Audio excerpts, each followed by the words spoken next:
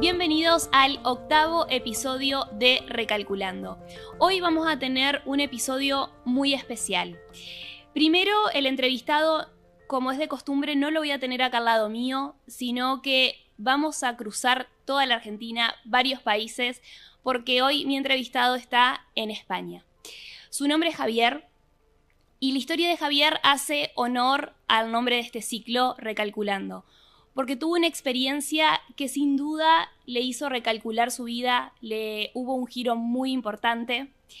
Javier tuvo una experiencia cercana a la muerte y hoy nos va a estar compartiendo su historia. Javier, bienvenido a Recalculando, muchas gracias por estar acá con nosotros. ¿Cómo estás? Hola Julieta, buenas tardes, muy bien. Bueno, me alegro mucho. Javier, arrancaba diciendo que, bueno, ya se te escucha en la tonada y yo ya lo dije, sos español. ¿En qué parte de España estás? Estoy en el norte de España, junto a la frontera francesa, en el País Vasco, en San Sebastián, exactamente. Bien, mucho calor por allá ahora. Ahora mismo 36 grados. Ay, qué hermosura. Bueno, bueno Javier, agradecerte por esta entrevista. Estoy muy entusiasmada, te lo había expresado por cuando intercambiamos los mensajes. Me gustó mucho tu historia, siento que tenés mucho para contar. Siento que, como dije recién, le haces un poco de honor al nombre de este ciclo que se llama Recalculando, porque lo que a vos te sucedió, sin duda fue un giro muy importante en tu vida. Y bueno, y quiero que ya le cuentes a la gente tu historia. Así en frío, directamente. Bueno, recalculé mi vida en el 2020. Yo era empresario, tenía pastelerías, tenía 17 pastelerías, 35 empleados, 2,5 millones de euros de facturación, un gran coche, un gran salario, etcétera, etcétera. Y en el confinamiento del año 2020, o sea, del 2020, decidí cambiar mi vida al 100%. ¿Y por qué, no? Sí, Es la porque pregunta. ahí está. Bueno, yo en el 2010 tuve un infarto de miocardio que me dio dentro del propio hospital y tuve suerte y no tuve ninguna lesión cardíaca. Pero durante ese infarto yo lo que viví fue una experiencia cercana a la muerte. Bien. Uh, Javier, te pregunto, en el 2010 vos venías transitando algo en particular o no, porque me llama un poco la atención eso, digo, despierta mi curiosidad si tu vida venía como un poco revolucionada o venía todo normal y te pasa esto de tener este bueno, infarto. para mí era normal, pero evidentemente venía revolucionada. O sea, yo llevaba ya 10 años de empresario. Era una persona sin escrúpulos, como suelo decir yo, que no miraba ni a izquierda ni a derecha para llevar a cabo sus objetivos y bueno, estaba en el hacer, tener,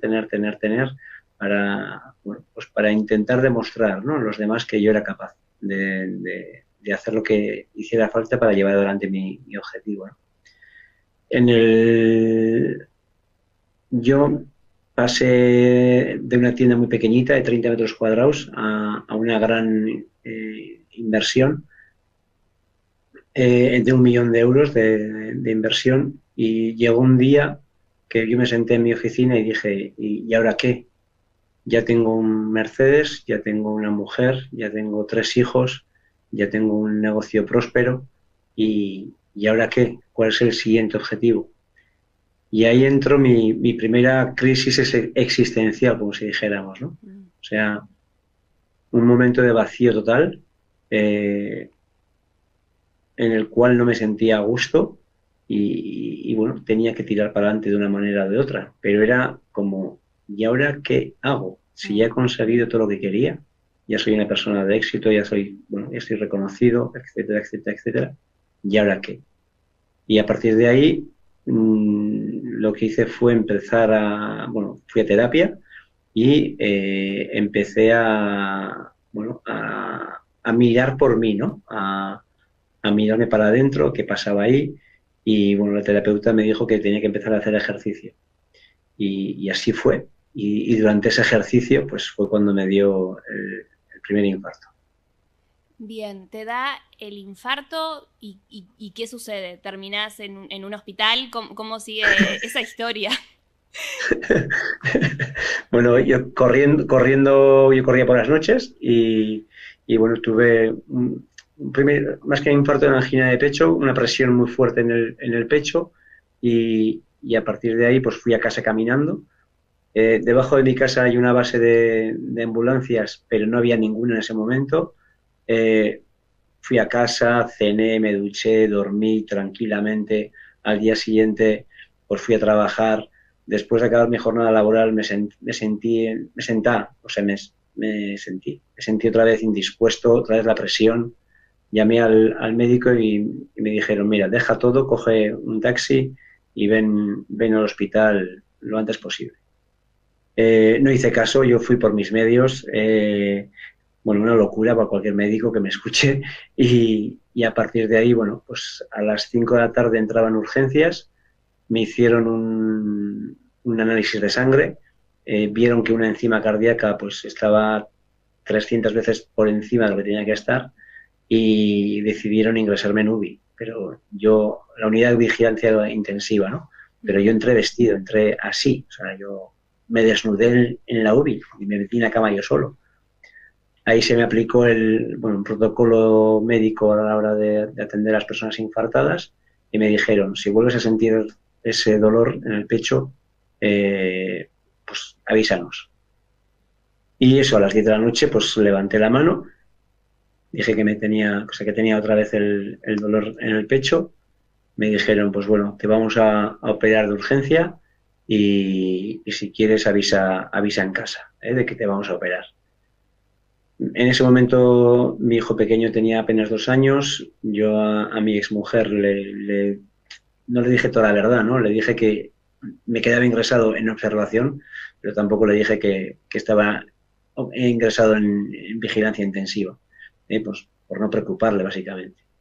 Y bueno, le pedí que ahora los médicos venían a operarme y que a la vuelta si estaba, pues me encantaría que estuviera a salida de mi operación. Y en el momento de colgar el teléfono, yo a partir de ahí ya salí de mi cuerpo, desde la tripa, como si dijéramos. Vi como el equipo médico me acompañaba, o sea, llevaba mi cama con mi cuerpo hacia la zona de quirófanos. Eh, Veía toda la situación desde arriba, como si fuera, pues eso, como si fuera un águila mirando la situación. Yo no me sentía vinculado a ese cuerpo, aunque sabía que era yo, y bueno, simplemente observaba la escena. Javier, Y te pregunto, pero previamente a esa situación, ¿te sentías raro? Más allá, digamos, de ese dolor en el pecho que hace que avises a los médicos, ¿te sentías distinto o era todo normal y de repente te sucede esto? vale, sí, o sea, momentos antes, no sé si media hora, 1 hora antes, yo sentí como mi cuerpo me sobraba. Era como si fuera un saco de dormir, que estás metido en un saco de dormir y te lo quieres quitar de alguna manera. Esa era la sensación que tenía. Estaba muy incómodo dentro de mi cuerpo. Me sobraban las sábanas, me sobraban todos los cables que me habían puesto, me sobraba el pijama, me sobraba todo. Y yo realmente no quería vivir en ese cuerpo. Esa sensación sí que la tuve, ¿no? O sea, y es, bueno, pues una sensación muy extraña y sí, sí que la viví. Bien. Bueno, después ves cómo se llevaba la camilla con tu cuerpo, vos como un observador, y entonces, Ujú. ¿qué sucede? Bueno, pues a partir de ahí yo lo que veo es una guía de plata, un hilo, llámalo como quieras, una línea que me invita a ir hacia arriba, a llevar mi atención hacia el cielo y subí. O sea, mi intuición me decía que tenía que seguir por ahí y seguir para arriba. Y lo primero que hago es pasar como si fuera un primer umbral, un primer ojo de buey gigantesco, y ahí ya empiezo a sentir paz, a sentir amor, a sentir tranquilidad, a sentir, pues bueno, un placer absoluto. Ya es cuando empiezo a ver la luz, el túnel famoso que muchas veces las personas que hemos vivido ECM lo ponemos encima de la mesa, y soy recibido por tres seres de luz, tres puntos de energía. Es que, Julieta, lo que cuento a partir de ahora no hay manera de ponerle una explicación al ojo humano, ¿no? Y siempre digo lo mismo, o sea, todos contamos lo mismo de diferente manera, ¿no? Y bueno, pues al final yo soy recibido por tres seres de luz, que llamo yo, o tres corazones o tres almas. El primero es el padre de mi madre, que yo nunca lo conocí, pero sabía que era él. Él murió mientras yo estaba en gestación y me recibe con un amor bestial, o sea, un amor tremendo, fraternal, o sea, un amor que yo nunca he recibido, o sea, nunca he recibido en la tierra un amor de esta envergadura. Y bueno, la fusión con él es, pues eso, desde el amor y tremenda. Y bueno, a continuación me encuentro también con el alma, con la luz del padre de mi padre, o sea, de mi abuelo paterno, que bueno, pues me dice algo así como en plan jocoso que bienvenido al club, porque toda la familia paterna pues sufre de una manera o de otra de cardio.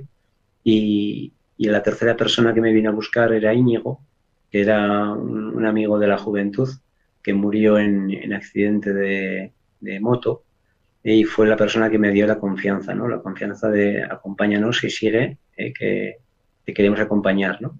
Bien. Y bueno, y fuimos los cuatro hacia un anfiteatro, una revisión de vida, llámalo como quieras, ¿no? Un escenario donde ves pasar toda tu vida así, en un flash muy, muy, muy rápido, y lo que recibes son enseñanzas, ¿no? Los cristianos lo llaman juicio final. Yo digo que no es juicio porque no recibes un juicio, sino recibes los conocimientos, la información de por qué pasó esto en tu vida, por qué pasó esto en tu vida, por qué pasó esto en tu vida, para que aprendieras lo que fuera. Entonces, bueno, yo recordé en ese flash de la película, volví a vivir mi nacimiento, y la sensación de no querer vivir. O sea, fue de no quiero nacer, no quiero nacer, no quiero nacer. Y la fuerza que me empujaba hacia afuera, ¿no? De hecho, después contrasté esta información con mi madre y casi me le tuvieron que hacer una cesárea porque venía muy tarde. Mi nacimiento se atrasó muchísimo. Después pasé por otro umbral, como si fuera otra habitación, y ahí viví la muerte de un petirrojo que maté yo siendo un chaval con una escopeta de balines.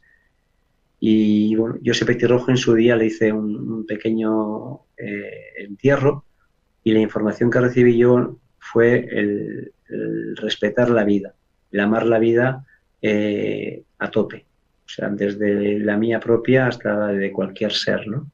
Y bueno, y desde entonces, pues bueno, mi respeto hacia la vida es total, y soy incapaz de poder, bueno, soy incapaz, no, sufro mucho cuando, por ejemplo, a mi ex suegro le tenía que acompañar a hacer la matanza del cerdo o matar una gallina con mis manos, ¿no? Para mí eso es una tortura, yo no quiero volver a vivir eso. Y luego de ahí pasé por un tercer umbral, como si dijéramos, y ahí, bueno, la imagen fue como si fuera un desierto del Colorado con una vulva femenina gigantesca, la cual me acogía, me daba un poco de miedo, no quería, no sé, fue una especie de juego, y al final soy absorbido por esa vulva y entiendo que soy absorbido, no, soy acogido por esa vulva, y lo que entiendo es que el amor es la simbiosis o la unión, la metástasis de dos partes, la masculina y la femenina. Yo siempre hago este gesto, o sea, somos dos partes, masculina y femenina, que nos unimos para el amor. Ya sea mi parte masculina y mi parte femenina o con mi pareja y yo, ¿no? O sea, mm, cuando dos corazones se unen es para amarse más, no para, o para vivir desde el amor y no para otra cosa. Y después también en ese espacio de tiempo viví lo que era, o descubrí lo que era felicidad, que la felicidad se vive o sí, se encuentra en el día a día, siendo consciente y siendo realista con lo que se vive en cada momento y que no hace falta buscarla. La felicidad la tenemos dentro de nosotros mismos y no hace falta más. O sea, simplemente es sentirla y ser consecuente con lo que pasa en cada momento. Y decir te quiero si le quieres a la persona o decir que hasta aquí, que también es un te quiero, pero hacia mí, porque me tengo que respetar. Totalmente. Y, y bueno, pues fue un aprendizaje muy, muy, muy chulo. Eh, Y Ja- ya, Javier, te quería preguntar, cuando vos ves esos seres de luz, ¿cómo los percibís? ¿Como una luz, como me decís, o lo ves como personas? no, como personas no. Son un punto de energía, son una luz, son... Yo sabía que eran ellos y a ninguno de mis dos abuelos los conocí, pero realmente físicamente no los vi. O sea, los sientes ahí. Es como muchas veces, seguro que las personas lo han vivido, ¿no? Que cuando tú estás de espaldas y sientes que viene tu hijo, que viene tu pareja, tú realmente lo sientes, ¿no? O sea, sabes que es él y no lo has visto ni lo has oído. Pero pues una sensación así muy parecida. Pero como he dicho antes, Julieta, o sea, ponerle nombre a lo que se vive ahí arriba es que no se puede. Sí, No me se puede. imagino, me imagino. Y cuando estabas en esos momentos repasando tu vida, eh, te daba sentido todo lo que veías? ¿O es algo que también fuiste procesando en el después? En el después. O sea, yo date cuenta que me pego 2 años callado. O sea, no, yo no sabía lo que era una experiencia cercana a la muerte. En el hospital, cuando yo salí de la UBI en planta, la persona a la cual se lo conté rechazó mis palabras y dijo, me despreció y me callé. Tampoco yo tuve una parada cardíaca, no tuve una muerte, no tuve una muerte cerebral, lo cual también, si no has estado muerto, ¿cómo vas a vivir una ECM? Eh, no sé, o sea, fue muy difícil el poder asimilar toda esa información. O sea, yo me pegué años y años en el silencio y es más, o sea, después de operado, yo recuerdo que a la enfermera de la UBI yo le pedí un transistor, una radio pequeñita para poder sujetarme a la tierra, porque no estaba entendiendo nada. Y me hacía falta el escuchar la radio para decir que estoy vivo, ¿no? Y me pegué 2, 3 días después de la operación, mucho tiempo solo en la habitación de planta y ahí la información me fue llegando. O sea, yo cogí el móvil y le fui a grabar un vídeo a mis hijos para que supieran que estaba bien y que no me había pasado nada. Y en ese momento empecé a recordar, me empezó a llegar información de todo lo vivido, empecé a sentir oleadas de amor, pero increíbles. Me iba llegando, pero no sé, o sea, es que es es muy difícil de explicar, ¿no? Era Sí, como te abrías en canal y llegaba la información, llegaba la información, llegaba el amor. O sea, yo tuve que decidir quedarme con mi vida, tuve que decidir cómo me quería quedar en mi vida, cómo que me quería quedar en mi empresa, me quería quedar en mi pareja. O sea, era como un reseteo. O sea, vuelve a decidir todo lo que pasa en tu vida. claro. Y, y fue, o sea, hice unas pequeñas notas al equipo de médico de agradecimiento, pero es que no me acuerdo, no tengo memoria de lo que escribí, pero realmente tenía que ser maravilloso, porque el Javier, amor, dime. no, quería saber, pero ¿cómo es, después de ver todas esas escenas que me comentabas de tu nacimiento, cuando mataste a ese pajarito, ese episodio, el desierto, la vulva, Sí. ¿cómo es que después volvés a tu cuerpo, a la tierra. Sí, o sea, yo he pasado el episodio este del escenario, vamos a decir, yo voy hacia la luz, sigo yendo hacia la luz, pero la luz es mucho más potente.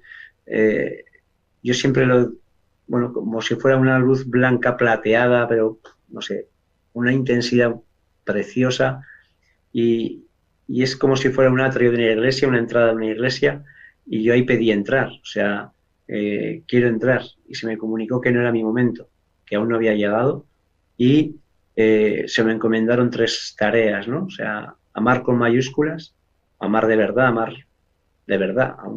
me da igual a la persona, a un animal, a lo que estés haciendo en este momento, vender mi negocio, que evidentemente no le hice caso en 10 años, y después dedicarme a lo que me dedico ahora, ¿no? Que es a comunicar que después de la muerte y vida, eh, a comunicar y dar paciencia, o sea, dar conocimiento y tranquilidad a las personas que están muriendo, poderles acompañar en ese tránsito, a facilitar, ¿no? Ese tránsito a la otra vida y que me tenía que dedicar a ello. A partir de ahí el umbral se abrió en la parte de abajo a la derecha del escenario, como si dijéramos, bajé con un tobogán gigantesco a mi cuerpo y entré por los pies, ¿no? Yo no quería, o sea, yo no quería estar vivo. Me sentía muy incómodo dentro de ese cuerpo, pero es lo que hay. O sea, no se puede negociar el salir del cuerpo cada 10 días, ¿no? Pero bueno, es lo que viví. Javier, ¿tenés registro de cuánto tiempo pasó? No lo sé, no lo sé. Yo sé que pasó a las 10 de la noche, que tuvieron que avisar a los médicos de urgencia. Esos médicos tienen que venir de su casa hasta el hospital. No lo sé, media hora, una hora. O sea, no lo sé. O sea, ni si estuve acompañado, si estuve solo, no lo sé. O sea, yo desde el momento que salgo de la UBI hasta que mi cuerpo pasa a la mesa de operaciones, no soy consciente de lo que pasó. Y no tengo ni idea si me llevaron por pasillos, por ascensores, no lo sé, no sé nada. Mm. Bueno, me contabas recién que tardaste 2 años en poder contar lo que te había sucedido, que cuando decidiste, cuando le contaste a una enfermera como que no te cree. ¿El Javier de antes creía en esas cosas o te tuvo que suceder esto como para empezar a creerlo? Bueno, el Javier de antes no iba ni a misa, o sea, ni a ver monumentos, o sea, no. No creía en absoluto en todo esto.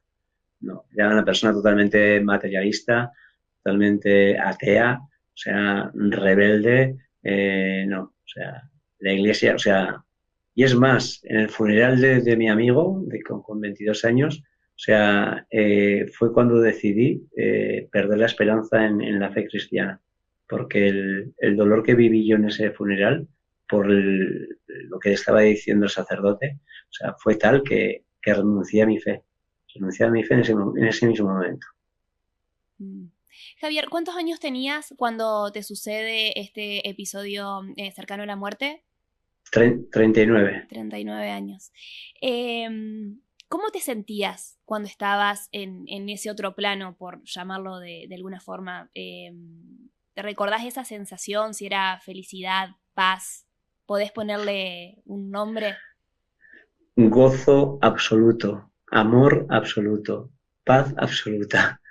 Yo quiero volver, por favor, llevarme otra vez. O sea, es una sensación, o sea, el poder vivir sin miedo a la muerte es un lujo. Es un lujo que pocas personas lo podemos tener. Pero, o sea, al otro lado no queda más que, o sea, el infierno es esto, como digo yo. O sea, el infierno es que vivimos en la tierra. O sea, lo que se vive en el otro lado es una divinidad continua. O sea, si las personas que han podido tener una relajación absoluta de su cuerpo y que han podido pues desvincularse de todo pensamiento, etcétera, etcétera, etcétera, han podido vivir una milísima parte de la paz que se puede vivir ahí arriba. O sea, es increíble. O sea, yo iba a clases de yoga después del infarto solo por conectarme con ese momento de relajación. ¿Eh? y bueno, pues nunca llegaba a la luz, pero la paz era parecida. Javier, ¿y anteriormente le tenías miedo a la muerte? ¿Era algo que te daba vueltas por la cabeza? Mm, O sea, ya llegará cuando, o sea, anteriormente miedo a la muerte seguro que no, pero era, o sea, era un insensato, vamos a decir. No sé, o sea, con 39 años yo no pensaba que me iba a morir, ni mucho menos. O sea, no, ni tan siquiera pensaba Claro, en la muerte. claro. Bueno, Javier, cuando volviste de esa situación, en qué situación volvés? Me refiero a tu estado de salud. ¿Seguías con el problema cardiológico o eso después de esta experiencia desaparece? Eso también es una pregunta que me da vueltas en la cabeza. Sí, a mí en la operación lo que me hacen es poner tres estenes, tres mollecitos pequeñitos en las arterias que alimentan al corazón, y mi corazón estaba sano al 100%. O sea, yo, es más, después del infarto, me apunté a un programa pues, ¿cómo era? De salud cardíaca, vamos Ujú. a decir, y el psicólogo me preguntó, ¿qué es lo que quieres hacer? Y yo, pues lo que a mí me gustaría correr es una media maratón que sale desde que llega a mi ciudad, y me gustaría correr esta media maratón. Y me dice, se pone así y dice, tú estás loco, que acabo de tener un infarto, y ya, pero es mi deseo. Tú me has preguntado cuál es mi deseo, pues mi deseo es correr esta media maratón. Y en la siguiente visita al psicólogo me dijo, mira, dentro del equipo hay una persona que se dedica a correr maratones y está dispuesto, si le haces caso, a entrenarte para poder correr la BO de San Sebastián. Y efectivamente, la corrí después de mi infarto, la corrí 2 veces, a un ritmo mucho más lento de lo normal, pero la pude correr 2 veces. Mm, qué lindo. Javier, bueno, tardaste 2 años en contárselo a quién se lo compartiste cuando te animaste a hacerlo. No recuerdo si se lo conté a mi exmujer, que me imagino que sí. Pero la primera vez que tengo yo así memoria de haberlo hecho, lo hice en un foro de empresarios, porque claro, yo cuando vuelvo a mi trabajo, yo empiezo a tratar a mis empleados con amor, que es, para mí era lo que tenía que hacer. Y claro, su jefe anterior era un cabrón, vamos a decir, y de repente aparece con la típica fuente de agua fría para tomar así en vasos, y lo primero que me dicen, ¿y tú qué quieres a cambio? ¿Qué estás buscando? No te reconocían. No me reconocían. Entonces, lo que empecé fue, empecé a querer a mis empleados empezaron a apostar por la empresa, eran momentos de crisis económica, que estábamos en el 2010, y yo le di la vuelta a la empresa por haber amado a mis empleados. Entonces, pues una agencia de desarrollo local quiso dar una charla y me estaban preguntando cuál era mi modelo de éxito, el por qué. Y de repente me acordé. O sea, pues simplemente, o sea, tuve una experiencia cercana a la muerte hace 2 años, se me dijo que tenía que amar con mayúsculas a todo el mundo, estoy amando a mis empleados y el cambio de empresa es este. Ellos me están dando lo que yo les he dado antes y ya está. Y a partir de ahí, pues bueno, pues fue la primera vez que lo dije públicamente, y luego ya pues me he lanzado y ya no hay problema. ¿Cómo fuiste procesando todo lo que te pasó? Porque me imagino que, uy, es mucha información y, Sí, y es un sí. cambio de vida muy rotundo, Javier. Sí, Entonces, digo, ¿cómo procesaste eso que te pasó y también lo guardaste tanto tiempo para vos? ¿Cómo fue eso de vivirlo? pues es muy duro.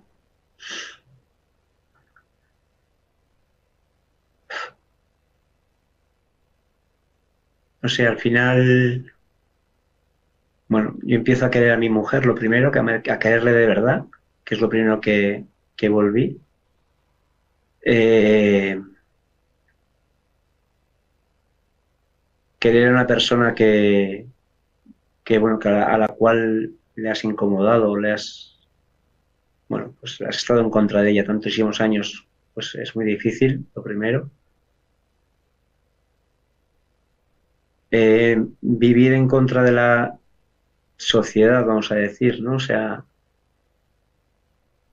yo soy empresario, pero realmente no quiero ser empresario, porque no, es que no lo siento. O sea, pero el sistema económico me exige a ser empresario. Eh, yo estoy con una persona que la quiero, pero ella no puede recibir mi amor por todo lo anterior vivido conmigo. Eh,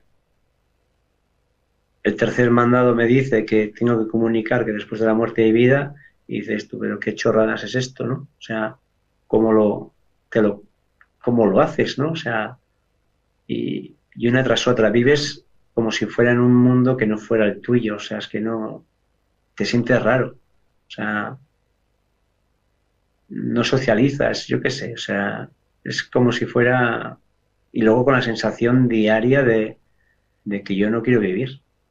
O sea, no es que me quiera morir, sino es que no quiero vivir. O sea, es que, ¿para qué seguir viviendo si lo que quiero es morirme cuanto antes? O sea, y me siento raro, muy, muy, muy, muy raro. Y hasta la actualidad hay momentos de mucho sufrimiento. ¿Sentís culpa o en algún momento sentiste culpa por tener esa sensación? No, nunca. O sea, pero es dolor lo que siento. O sea, es que es dolor por vivir. O sea, es que o sea, son momentos muy puntuales, pero es que es muy difícil de explicar. O Mm. sea, no es la muerte de una persona querida, tengo dolor porque no quiero vivir, porque aquí estoy sintiendo dolor no sé, cuando veo una injusticia, cuando veo, no sé, que sea. O sea, la inhumanidad de los humanos, o sea, y ves sufrimiento por todos sitios. Y hay momentos que digo que no quiero y siento muchísimo dolor y me toca traspasarlo y ya está. Mm. Javier, cuando pudiste compartir lo que te había sucedido, esta experiencia cercana a la muerte, con tu familia, porque, bueno, una de las cosas que se te encomienda, que nos contabas, es de que dejes tu empresa, ¿no es cierto? Y que te Ujú, dediques a otra cosa. sí. Creo que vivimos en una sociedad, vos recién lo decías, de ser empresario, de ser exitoso, el hacer, el hacer, el hacer, no mirar a nuestro entorno. Y vos lo tenías todo, o sea, alguien que escuche el Javier de antes, empresario, familia, dinero, exitoso, y sin embargo vos no eras feliz o sentías un vacío, y esta experiencia te viene a mostrar la otra vida. Eh, ¿Qué pasa cuando vos lo compartís con tu entorno? Y bueno, y quiero que después me cuentes qué pasa con tu empresa. Si en algún momento llegas a cumplir con ese mandato que te dan en ese otro plano. Vale, el tema este de que yo he venido a la vida para compartir y acompañar en final de vida, yo a nadie se lo cuento, o a pocas personas se lo cuento. O sea, no lo hago público. O sea, yo normalmente me quedaba con el tema del he venido a amar con mayúsculas y poco más.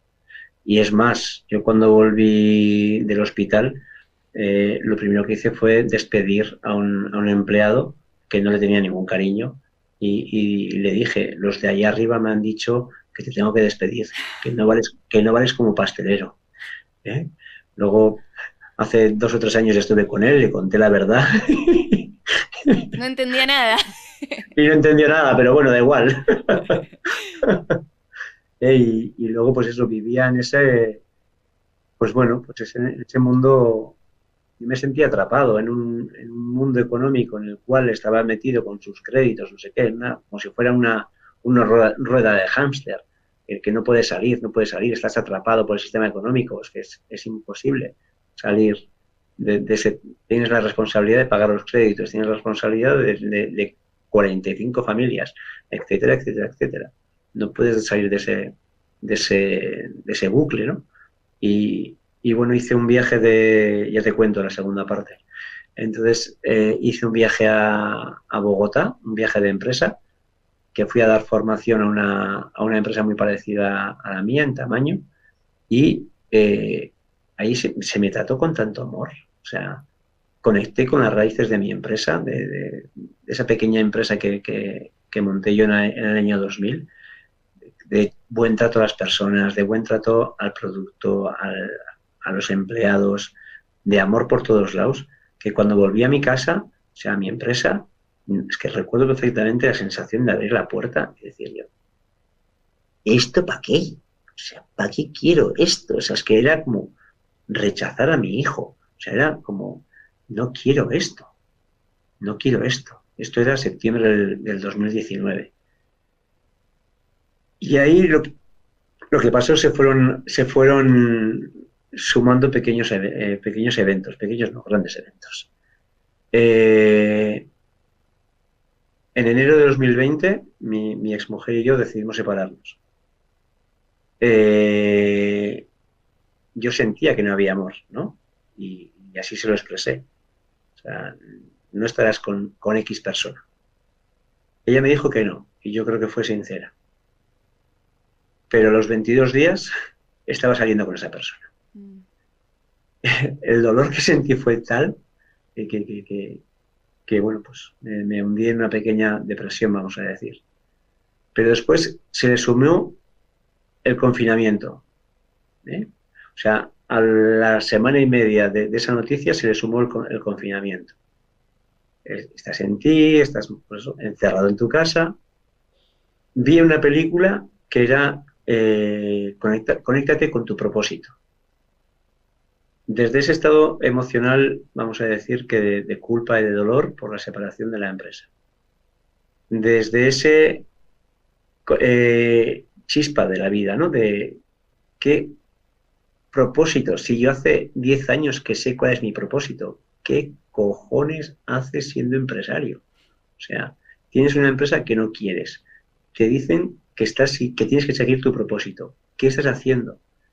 Y la decisión fue tal y tan fuerte, o sea, fue como, ¡buah! Pues si fuera un puñetazo en el pecho y una certeza absoluta de véndolo todo y dedícate a lo que tienes que dedicarte, suelta el control, tienes ya 49 años, eh, tus hijos están mayores, ya has tenido lo que tenías que tener, ya tienes un patrimonio, suéltalo todo y empieza a hacer realmente lo que tenías que hacer, ¿no?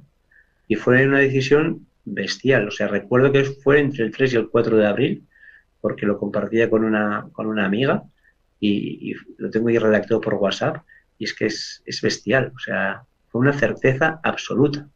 O sea, en ese momento yo estaba trabajando con un coach y me dice, esta decisión del 1 al 100, ¿qué puntuación le das? Pues te digo un 99,5 de certeza, por no decirte el 100%, y que tenga un margen de error y me pueda echar para atrás. Pero es que no, la certeza era total, era total.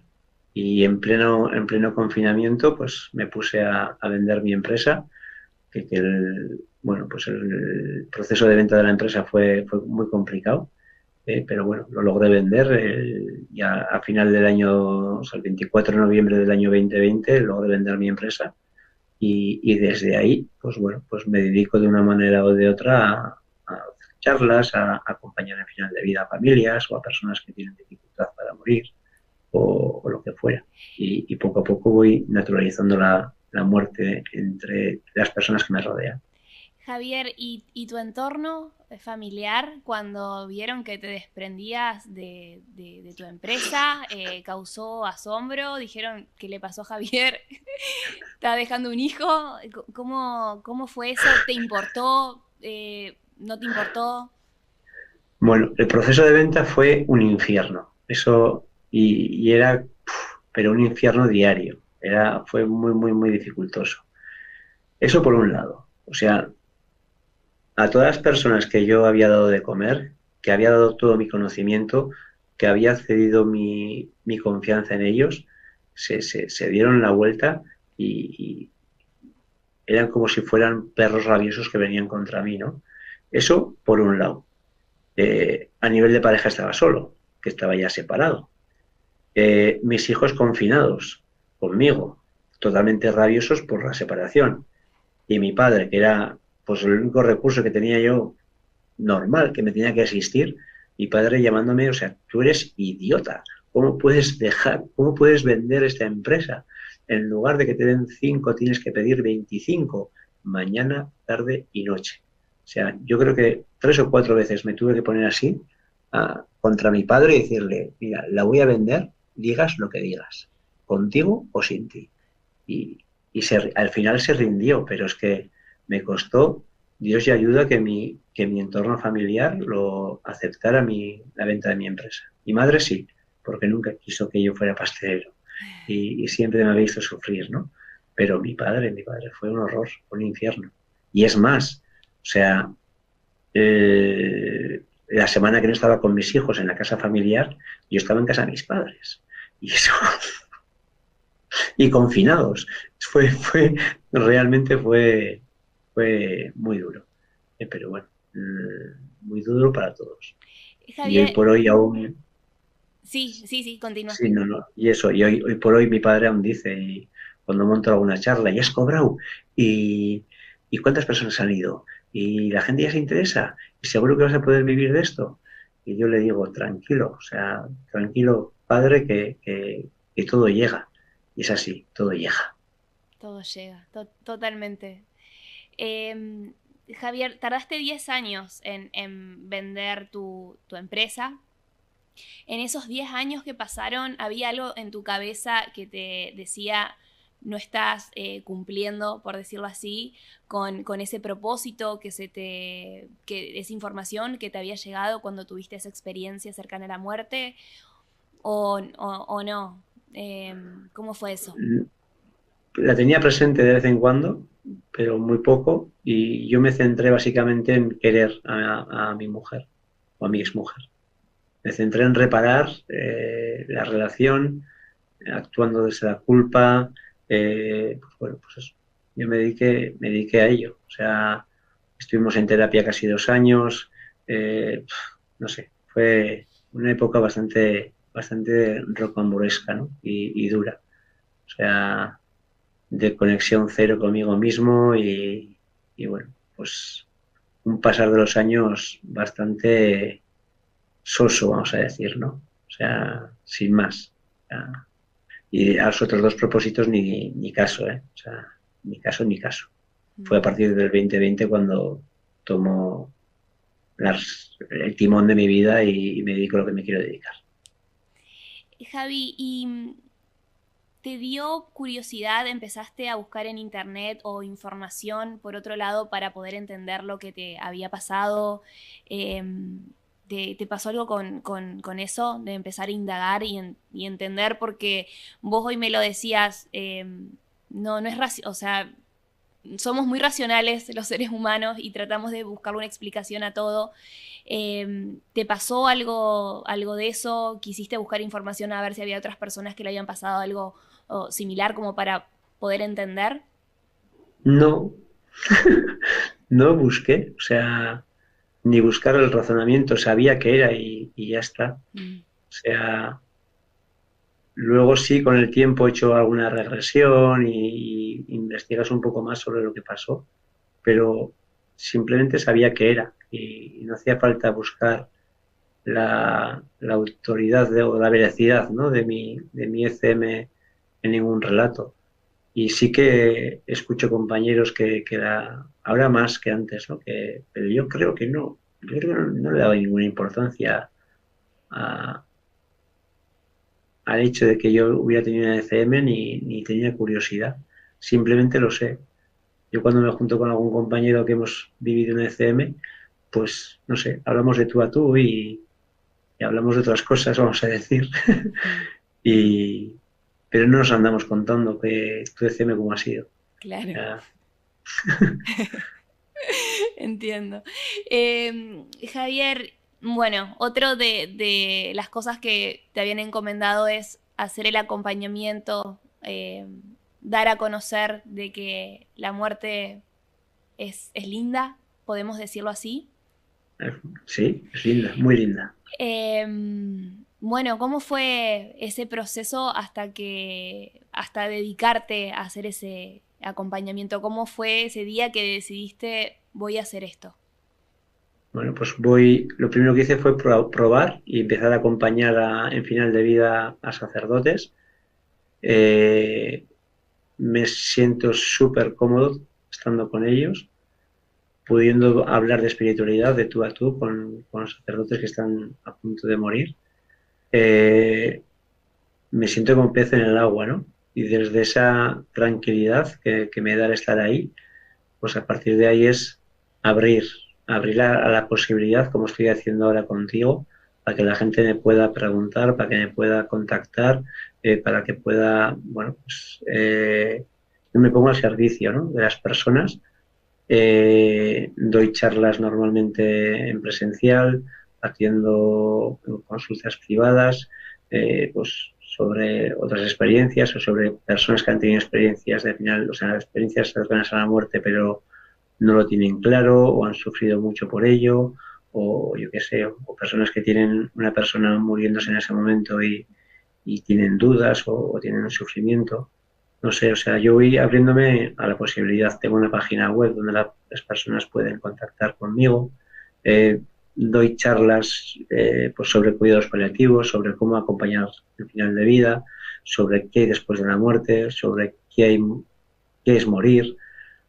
Hago encuentros sobre Death Café, que suelen llamar, que simplemente es un encuentro en una cafetería para poder hablar sobre la muerte.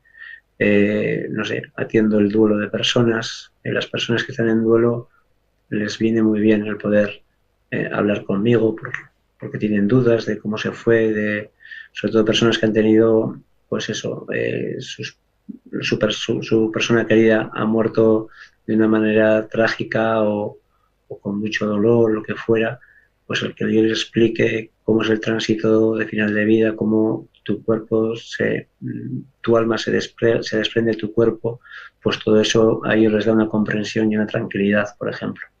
Y mantener, ¿no?, sostener ese sufrimiento humano para que ellos puedan entender que simplemente nuestro cuerpo es una carcasa en la cual vivimos una temporada, o vive nuestro alma una temporada, que venimos al mundo a experimentar, que venimos al mundo a crecer, y que cuando morimos simplemente nuestra alma trasciende a un lugar mucho mejor, ¿no? O sea, es como, yo siempre digo lo mismo, ¿no? O sea, es como si yo tuviera una vela eh, y me junto con otra vela, y una vela más una vela hace una luz mucho más fuerte, ¿no?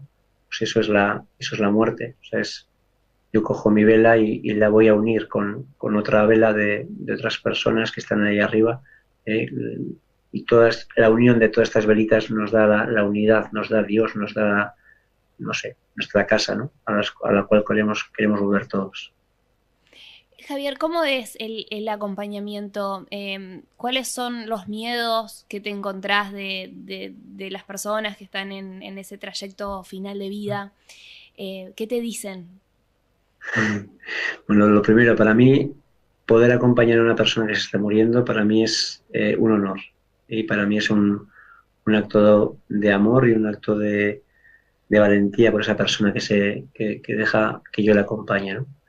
Y desde ese prisma, pues es mucho más fácil acompañar, y las resistencias normales son el miedo a la propia muerte, o familiares que les quedan cosas pendientes por hablar, o por ejemplo, siempre cuento lo mismo, un sacerdote pues que para ir al comedor tardaba más de media hora en su taca-taca, que estaba ya muy, muy anciano y no podía moverse físicamente, ¿no?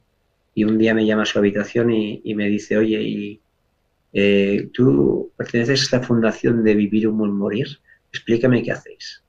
Y yo le dije, bueno, vamos a hacer la pregunta al revés. ¿Qué quieres saber? Y hablando, su única resistencia, porque al final lo único que hago yo es acompañar y disolver estas resistencias a morir, su única resistencia era el hecho de que tenía que ser aseado por mujeres en el momento que se postrara en cama. Y no lo quería, no quería ser tocado por mujeres a la hora del aseo. Y le dije yo, pues bueno, ¿quieres que hable con el Padre Superior y negociamos si es posible que te aseen hombres? Me dijo que sí.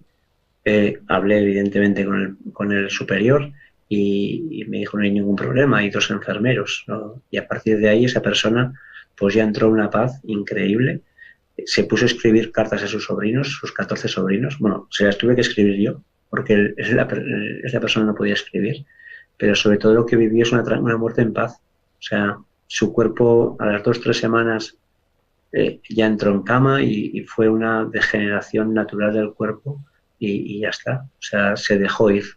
O sea, es que en el proceso de muerte primero tenemos una resistencia, no me quiero morir, no me quiero morir, quiero luchar, yo qué sé. Tengo una enfermedad que no es curable. Y, y entras en la rabia y entras en la culpa y entras en que no quiero, que no, que no, que no, que no, que no. Y llega un momento que te dejas, que te abandonas, y que aceptas esa propia muerte. Pues eso, mi trabajo principal es que esa persona en ese no, no, no, no, no, no, no, no, no, pueda vivirlo con mayor naturalidad, ¿no? O sea, todo ese sufrimiento a no querer morir, pues lo pueda llevar de otra manera. ¿Y qué les decís cuando notas ese proceso de resistencia? Les escucho, les escucho desde el corazón y les atiendo.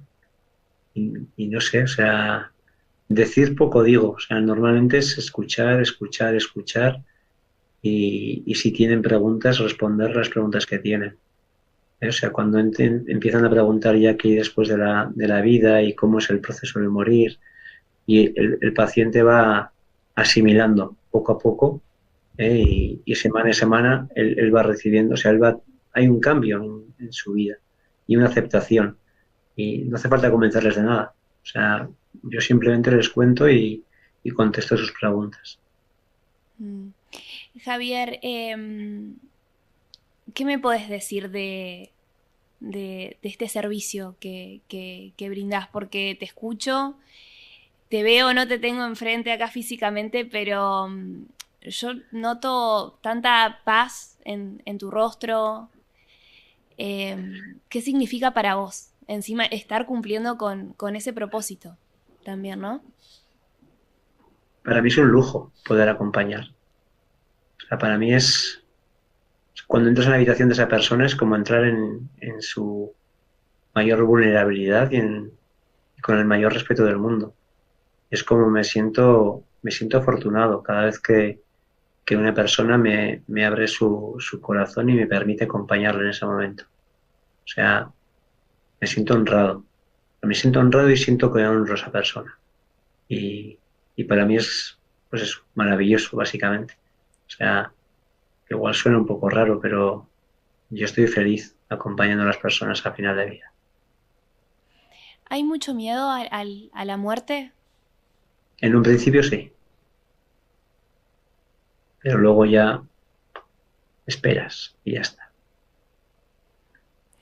¿Qué mensaje podés dar a todos? Porque creo que de lo único que estamos todos, tenemos certeza es de que en algún momento vamos a morir. ¿Qué podés decir? ¿Qué podés comunicar? ¿Qué podés comunicar también a aquellas familias que tengan algún familiar a punto de partir o incluso a esas personas que estén por partir y ojalá puedan ver esta entrevista? ¿Qué mensaje podrías darle? Bueno, a las personas que no tienen ningún sufrimiento les diría que se dejen de tonterías y que empiecen a amar de verdad. O sea, que dejen de pelearse con su padre, con su hermano, con su pareja o con su jefe, que entren en el amor, que es lo único que nos une a las personas y que lo demás solo es ego y que no merece la pena.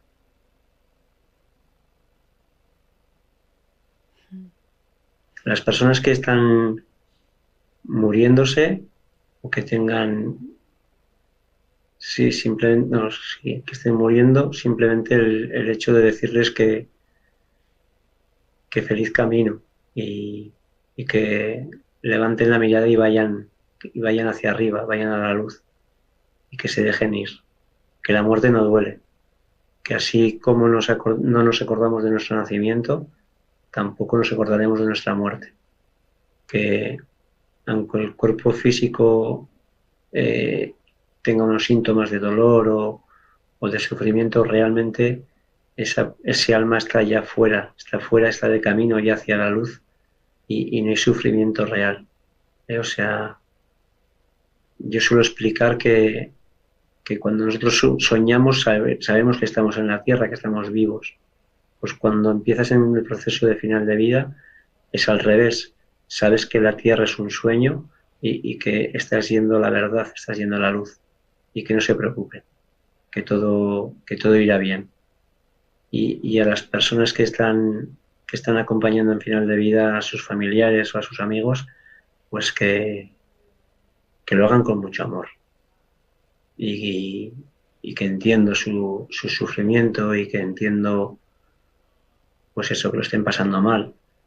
Pero al final es el último acto de amor que podemos tener por esa persona que se está yendo. Y haya hecho lo que haya hecho esa persona, o sea, honrarle con el acompañamiento desde el amor es lo último que nos queda por hacer por ella. Bueno, Javier, quiero agradecerte. Pienso que todo se resume en el amor, ¿no es cierto? Todo arranca y termina ahí, y es lo único que importa. Todo arranca en esta vida haciendo el amor. Totalmente. Ay, Dios mío, pero sí, así es. Bueno, Javier, me encantó esta posibilidad de entrevistarte. Me encanta que podamos llevar tu experiencia a tantas personas. Lo comunicas con mucho amor, te lo dije recién, veo tu cara de mucha paz, mucha tranquilidad, lo transmitís.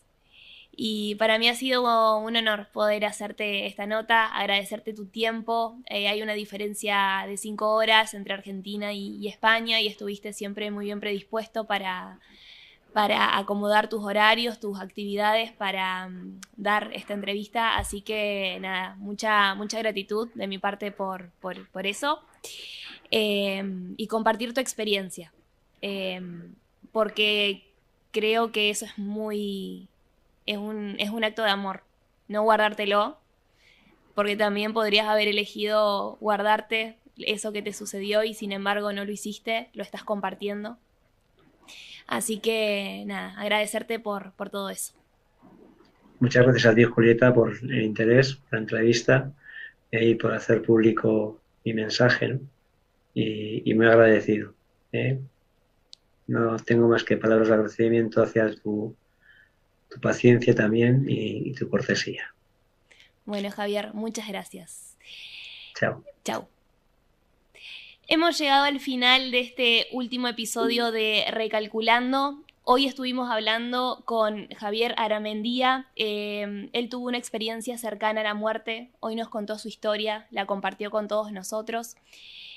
Vas a poder verlo por el canal de YouTube de Ahora TV. Ahí vas a encontrar la entrevista completa, también en nuestras redes sociales. Los invito a que vayan, la miren, no tiene desperdicio, y la compartan. Muchas gracias, nos reencontramos cada 15 días los martes por el canal de Ahora TV.